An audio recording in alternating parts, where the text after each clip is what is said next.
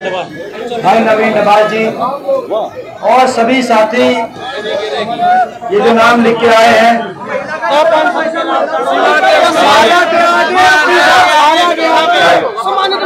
सम्मानित मंच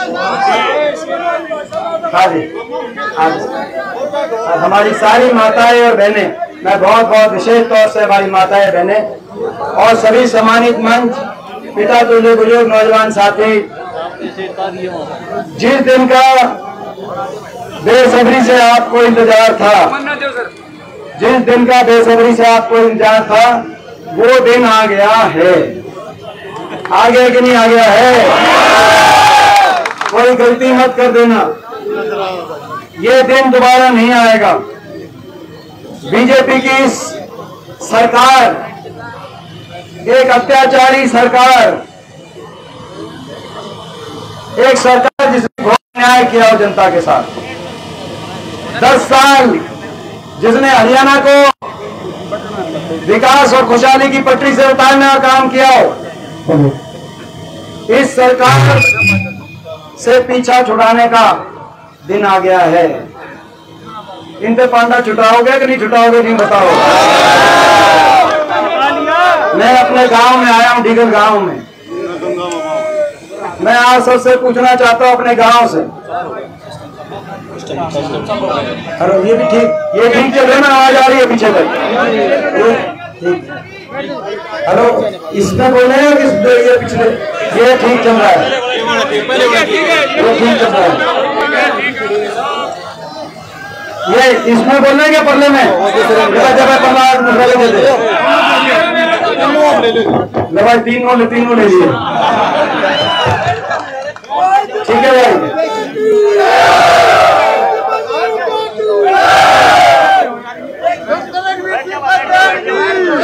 दो मिनट भाई ज्यादा।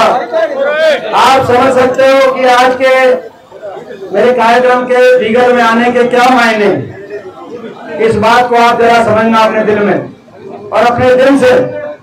बहुत लड़ाई लड़ी 10 साल से इन तानाशाही ताकतों से, तब जाके ये दिन आया है।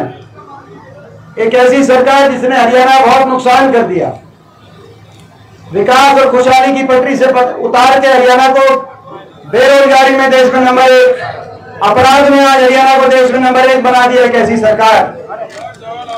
सरकार जिसने बाबा साहब भीमराव अम्बेडकर जी के संविधान को हरियाणा में कुचलने का काम किया, हरियाणा को कच्ची नौकरी की राजधानी बना दिया, पक्की सरकारी नौकरी से हरियाणा के नौजवानों को वंचित रखने का काम कराया। एक ऐसी सरकार जिसने 750 किसानों की जान की कुर्बानी भी ली और जान की कुर्बानी लेने के बाद सहानुभूति का एक शब्द आज तक बीजेपी की सरकार के मुंह से नहीं निकला। जिस किसान का घर उजड़ गया, उसके बारे में सोचना, किसी का बेटा था, किसी का भाई था, किसी का काका था, जो लौट के नहीं आया। जिस दिन फैसला आएगा, डीगल गांव का फैसला आए, जाने अनजाने में किसी ऐसी ताकत की मदद ना हो जाए जिन्होंने वो घर उजाड़े थे। एक ऐसी सरकार, क्या कसूर था हमारी बेटियों का? क्या कसूर था हमारी बेटियों का? क्यों दिल्ली की सड़कों पर उनको घसीटा गया? मैं आपसे पूछना चाहता हूं, क्या कसूर था? देश के इतिहास में चुनाव याद रखा जाएगा, देश के इतिहास में, क्योंकि ना तो कभी ऐसा आंदोलन हुआ जहां 750 लोगों की जान अपनी गंवानी पड़ी हो और भारत सरकार और बीजेपी सरकार से क्रूरता से सहानुभूति के 2 शब्द नहीं, दया का एक लेश भर भी भाव नहीं दिल में। अपने देश के नागरिक के प्रति इतना तो दया का भाव होना चाहिए, अपने दुश्मन के प्रति भी होना चाहिए कि सहानुभूति कहीं से उमड़ के आए। लेकिन इतनी घृणा आपसे, इतनी घृणा हरियाणा किसान से, इतनी घृणा हरियाणा के गरीब से और इतनी घृणा हरियाणा की बेटियों से। 6-6 महीने तक ओलंपिक विजेता बेटियां, तो आपकी भी बेटी हो सकती थी, आपकी भी बहन हो सकती थी। क्या कसूर था उन बेटियों का? क्या कसूर था उन बेटियों? 6 महीने तक FIR नहीं दर्ज करी दिल्ली पुलिस ने। वो दिल्ली पुलिस जहां पे अधिकारी और सिपाही हरियाणा से बहुत ज्यादा है, दिल्ली 3 तरफ हम बसे हैं, लेकिन दिल्ली में जाकर एफआईआर तक नहीं दर्ज करा पाए अपनी बेटियों का। आप अंदाजा लगा के देखना, जब हम जाते थे तो कहते थे भारत सरकार ने कह दिया एफआईआर नहीं होगी, आदेश है भारत सरकार के। धन्यवाद करता हूं सुप्रीम कोर्ट का कि आखिर में सुप्रीम कोर्ट ने एफआईआर दर्ज कराई, और धन्यवाद करता हूं दिल्ली न्यायपालिका का कि दिल्ली न्यायपालिका ने एफआईआर के बाद जो केस चला उसमें न्यायपालिका ने आरोप तय कर दिया और कहा कि 5 बेटियों के साथ गलत करने के सबूत हमें मिले, इसीलिए हम आरोप तय करते इस अपराधी पे, जो भाजपा के एक सांसद थे। लेकिन आपकी क्या रही? आपकी क्या रही? न्याय राजधर्म होता है, किसी व्यक्ति में कोई फर्क ना हो, कोई प्रदेश के हिसाब से, कोई धर्म जाति के हिसाब से कोई फर्क ना हो, बेटी बेटी। और यहां तो बेटियों की बात थी, किसी और बात में आप राजधर्म का नियम ना कर पालन करते हैं, लेकिन यहां बेटियों के तो देश है जहां बेटियों का मान सम्मान हर बात से ऊपर है। बेटियों का मान सम्मान, अपनी दुश्मन की बहन बेटी की इज्जत को भी अपनी इज्जत मानने वाला ये देश है। जब बहन बेटी की इज्जत पे बात आई द्रौपदी पे, तो महाभारत, हरियाणा के कुरुक्षेत्र के रणभूमि में महाभारत का युद्ध हुआ। लेकिन यहां वो सिर्फ आपकी बेटियां थी, हरियाणा की बेटियां थी, इसलिए देश के सामने एक उदाहरण बनाने का काम हुआ। कितना घोर अन्याय राजधर्म में, राजधर्म सरकार को निभाना चाहिए था। लेकिन आपके लिए, और मैं इसीलिए कह रहा हूं कि मैं आपका बेटा हूं, मैंने करीब से देखा है कितनी घृणा आपके लिए इनके दिल में है। मैंने करीब से देखा है, 10 साल तक देश की संसद में मैं अकेला हरियाणा से विपक्ष का सांसद रहा। पहले लोकसभा में रहा 5 साल, उसके बाद जब मुझे निशाने पे लिया तो उसके बाद आपको पता है 2019 के चुनाव में क्या हुई, लेकिन उसके बाद राज्यसभा में पहुंचा।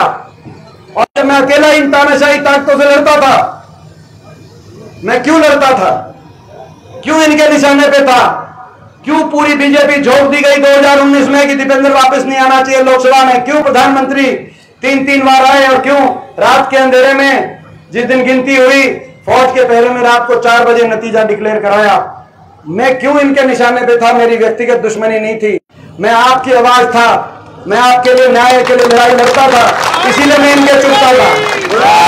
मेरे में आपके दिए हुए संस्कार थे, मेरे में डीगल गांव के दिए हुए संस्कार थे, मेरे में डीगल गांव के दिए हुए संस्कार थे। मेरा बचपन जहां जिस गांव का मैं भांजा हूं, जब मैं लड़ाई लड़ता था देश की इस तानाशाही ताकतों से, मुझे गर्व है इस बात का कि आज मैं अपने गांव में आया हूं, तब मैं ये गांव में ये रिपोर्ट कार्ड लेके आया हूं। इन 10 साल में बड़े बड़े दिग्गज जो विपक्ष में आए थे 2014 में और मेरे साथ बैठे थे विपक्ष में, ज्योतिरादित्य सिंधिया से लेकर और दुष्यंत चौटाला तक बीजेपी के सामने बड़े बड़े झुक गए, बड़े बड़े बिक गए, लेकिन डीगल गांव का ये भांजा 10 साल तक खड़ा रहा, ना झुका ना बिका। इन तानाशाही ताकतों से आंख में आंख दिला के, आंख में आंख डाल के इनके, आपका भांजा आज आपके 10 साल के बाद आपके बीच में आया है, तो ये रिपोर्ट कार्ड लेके आया है। आपके भांजे पे कोई उंगली नहीं उठा पाया। 10 साल लड़ते रहे, भिड़े रहे, आपके लिए खड़े रहे, लेकिन आपके इस बेटे पे क्या बनी होगी, आपके इस बच्चे पे। जब मैंने आवाज उठाई किसान की, पूरी देश की बीजेपी टूट के पड़ी, सारे सांसद टूट के पड़े। देश की उस बड़ी पंचायत में जहां हरियाणा के 15 सांसद जाते हैं, 10 लोकसभा के, 5 राज्यसभा के, 14 सांसद भाजपा के, मैं जब अकेला खड़ा हुआ कि किसान जो बेटे हैं ये भी देश के नागरिक हैं, इनकी बात नहीं मानते तो सहानुभूति तो प्रकट कर दो। पूरी देश की बीजेपी टूट, सारे सांसद, पूरे भाजपा के सांसद टूट के पड़े। मुर्दाबाद हाय हाय के नारे लगे। आपका बेटा, आपका बच्चा खड़ा रहा, आपका भांजा वहां खड़ा रहा, अकेला पड़ गया, मैं वहां अकेला पड़ गया।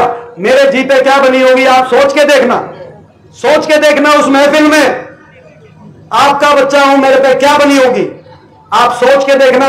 उस महफिल पे तब क्या बनी होगी जब मैं अपनी बहनों के लिए खड़ा हुआ कि इनको न्याय दिलाओ, और सारी देश की बीजेपी के सांसदों ने क्योंकि वो यूपी के सांसद थे आरोपी, उन्होंने मेरे को निशाने पे लिया होगा। वो नजायज, वो आप दृश्य देखना, कभी आप दृश्य देखना इन 10 साल में मेरे साथ क्या बनी होगी। क्या कसूर था मेरा? मैं क्या चुप हो जाता? लेकिन मैं खड़ा रहा, लड़ा रहा। और अब जब निर्णय की घड़ी आई तो मेरा डीगर गांव मुझे अकेला मत छोड़ना। आज मैं ये कहने के लिए आज आपके बीच में आया। फैसले की घड़ी आई, वहां तो अकेला पड़ गया। देश देखेगा। जब संविधान की बात आई, बाबा साहब के संविधान को लोकसभा में कहा गया इस संविधान को तोड़ने का काम करेंगे, तो आपका ये बेटा उठ के खड़ा हुआ। जब किसान की बात आई तो आपका बेटा उठ के खड़ा हुआ। आपको याद है जब चुन के यहां से गए और हमारे सांसदों ने जय संविधान का नारा लगाया और लोकसभा के अध्यक्ष पूरी भाजपा तिलमिला गई और स्पीकर साहब ने कहा कि जय संविधान के नारे की जरूरत नहीं संसद में। तो 550 सांसदों में अगर एक सांसद वहां खड़ा हुआ तो डीगर का भांजा वहां पे खड़ा हुआ और कहा मैंने कि जय संविधान के नारे से देश चलेगा। कहा था कि नहीं कहा था? मैं आपसे पूछना चाहता हूं। तो आज 10 साल के बाद भी हम क्यों इनके निशाने पे हैं? क्योंकि हम आपकी ईमानदारी से लड़ाई लड़ रहे हैं। बाकियों की तरह हमने सरेंडर नहीं किया। हम सत्ता के लोभ में या बाकी किसी चीज के लोभ में, किसी जांच एजेंसियों से कोई डर के, कोई सत्ता के लोभ में, कोई किसी वजह से, कोई किसी वजह से, कोई ज्योतिरादित्य सिंधिया, कोई कुलदीप बिश्नोई, कोई दुष्यंत चौटाला, एक एक करके सभी। लेकिन हम आपके लिए लड़ते रहे, लड़ तो आपके लिए रहे थे। अब ये घड़ी आई है फैसले की। पूरा देश अब देख रहा है। अब भी 10 साल तक कितना भट्टा बिठा दिया इन्होंने हरियाणा का। इस बात से अंदाजा लगाना कि आज भी जो बड़े बड़े नेता दिल्ली से इनके आ रहे हैं, वो अगर आधा घंटा बोलते हैं तो 29 मिनट हुड्डा साहब पे, मुझ पे निशाना साधते हैं। अपने काम नहीं बता रहे 10 साल तक। ये नहीं बता रहे कि हरियाणा में कोई काम ही नहीं किया। ये नहीं बता रहे कि हरियाणा में देश में सबसे ज्यादा बेरोजगारी क्यों है। ये नहीं बता रहे आज भ्रष्टाचार और महंगाई से प्रॉपर्टी आईडी, फैमिली आईडी में कैसे उलझा दिया पोर्टलों में सबको। 10 साल का कोई जिक्र नहीं करते अपना, केवल हम पे निशाना साधते हैं। मैं ये पूछना चाहता हूं, इन ताकतों के सामने जब हम लड़ाई लड़ रहे हैं और हमने ईमानदारी से लड़ाई छत्तीस बिरादरी की लड़ी है, तो जब नतीजे की घड़ी आए तो हमारे घर में, बेरी हल्के में और डीगर गांव में आप हमारी कमर मत लगने देना। मैं आज आपसे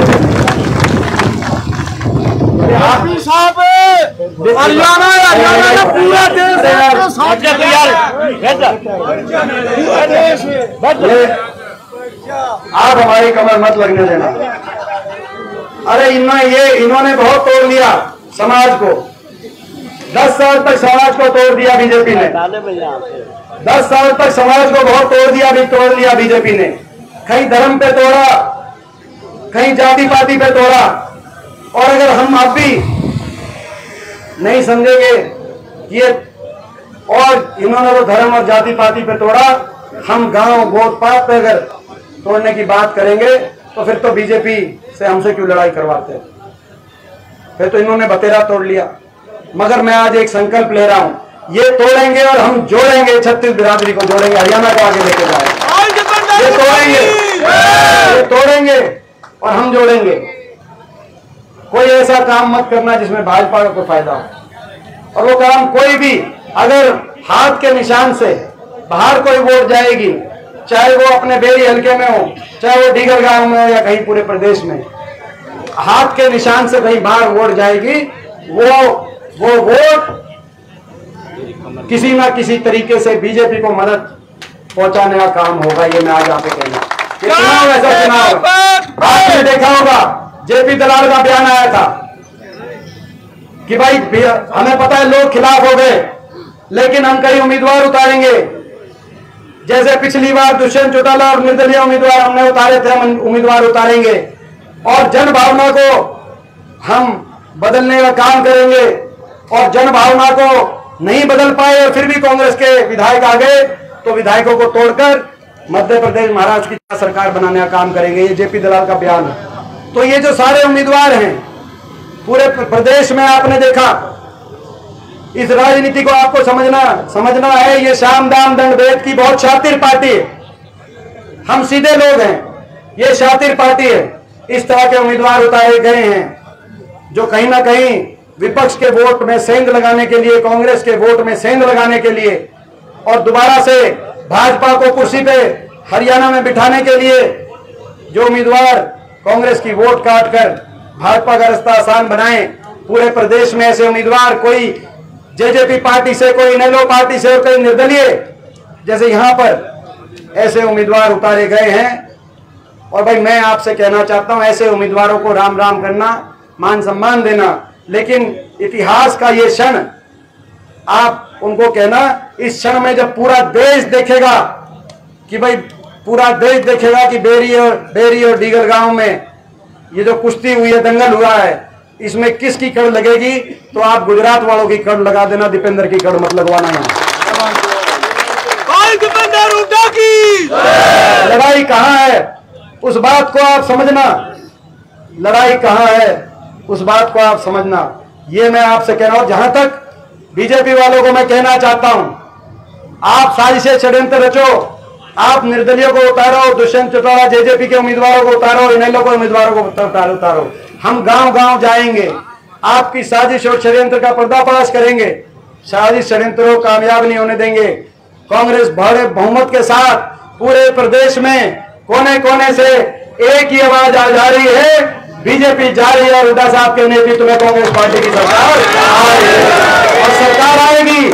और जो दूसरी बात आपने की कि चाहे पहले तो हम छोड़ने की कोशिश करेंगे कैंडिडेट उतार के, और दूसरी बात कही कि नहीं अगर एमएलए आ गए तो तोड़ने की कोशिश करेंगे।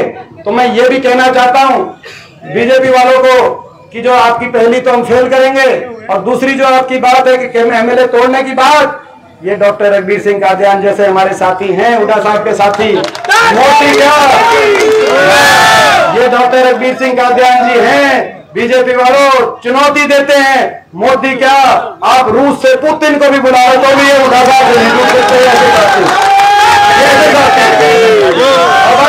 और भाई आज इस मैंने जो आपको आज बात कही, इस अग्नि परीक्षा की घड़ी में 10 साल के संघर्ष की अग्नि परीक्षा मेरे अकेले की नहीं, आपके हमारी 10 साल की अग्नि परीक्षा की घड़ी में मैं सभी जो साथी कार्यकर्ता साथी मैं देख रहा हूं, अपने बहुत से साथी आज मंच पे मौजूद हैं और बाकी भी सभी साथियों से मैं कहना चाहता हूं, भाई जो हमारे साथ अब देगा, जो हमारा साथ देगा उसका हम साथ मानेंगे कि आपने हमारा साथ दिया। और जो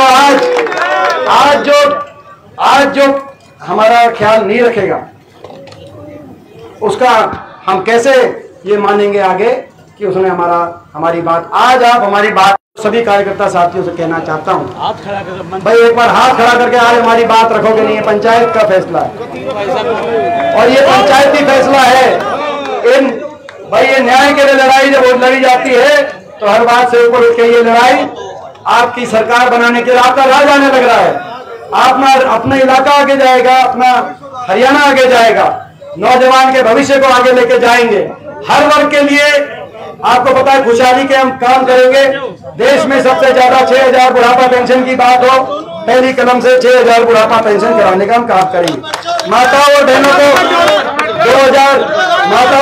2,000 पेंशन की बात हो, 300 यूनिट बिजली में राहत दिलाने की बात हो, 500 रुपए गैस सिलेंडर की बात हो, कर्मचारी को पेंशन स्कीम की बात हो, किसान को एमएसपी की गारंटी की बात हो, चाहे हमारे गरीब को दोबारा से 100 गज के प्लॉट और 100 गज के प्लॉट के साथ इंदिरा आवास योजना में जरूरतमंद को मकान की बात हो, और जिसकी इलाज जो राजस्थान में कांग्रेस की सरकार के तर्ज पर 25 लाख तक के इलाज में सरकारी सहायता दिलवाने की बात हो, और 2 लाख पक्की सरकारी नौकरी मेरिट पे, 2 लाख पक्की सरकारी नौकरी मेरिट के आधार पर और समय बाद जॉब कैलेंडर के साथ नौजवानों को दिलवाने की बात हो, ओबीसी समाज की मांग पर जातिगत जनगणना हरियाणा में कराने की बात हो, क्रीमी लेयर 10 लाख तक पहुंचाने की बात हो। हर वर्ग के हित के फैसले करेंगे और विकास का पहिया हमारे इलाके में और हरियाणा प्रदेश में दोबारा घूमे, दोबारा हरियाणा में सरकार बने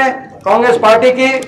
चंडीगढ़ में कोई ऐसा ना बैठे जो 10 साल तक खट्टर साहब आए भी नहीं है बेरी हल्के में, कभी आए बताओ 10 साल में?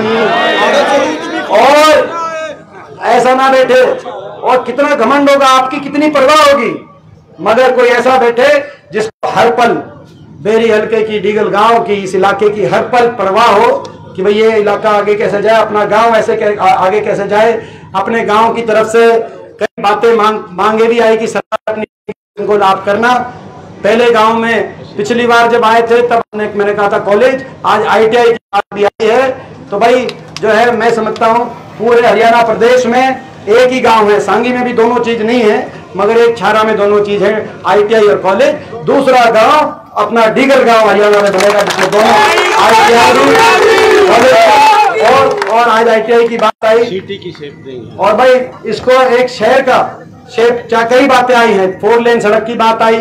भाई एक बात बताओ, जो कई काम बताए हैं, हाँ जी, बेरी सापला 4 लेन की बात आई, तो चाहे वो 4 लेन की बात आई हो, 132 kVA के जो है अपना पावर हाउस की बात बताई। आप एक बात बताओ, एक बात बताओ, देखो मेट्रो सापला तक आएगी, सापला से रोहतक जाएगी, लेकिन सापला तक 4 लेन कर देंगे, आई बराबर मानो, बताओ। तो अपना तो सापला से पकड़ लेना मेट्रो, क्योंकि देखो रूट वही है, पहले जो बात हुई है, जो बात है ना साफ।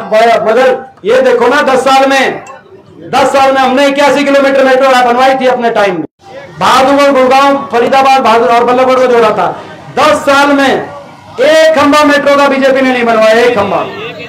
अपना भला बुरा पहचानो, अपना भला बुरा पहचानो, और नहीं तो भाई अगर नहीं समझोगे तो भाई इतिहास ना आपको माफ करेगा, ना हमें माफ करेगा। इतिहास में ना आपकी जगह बचेगी, ना हमारी। और भाई ये जो पसीना बहाया है सभी, आज जो साथ दे रहे हैं सभी साथी, आज इस अग्नि परीक्षा की इस घड़ी में 10 साल के संघर्ष के बाद आज जो सारे साथी साथ दे रहे हैं, इन सभी साथियों का पसीना व्यर्थ नहीं जाने देंगे। जो सरकार बनेगी वो आपकी सरकार बनेगी।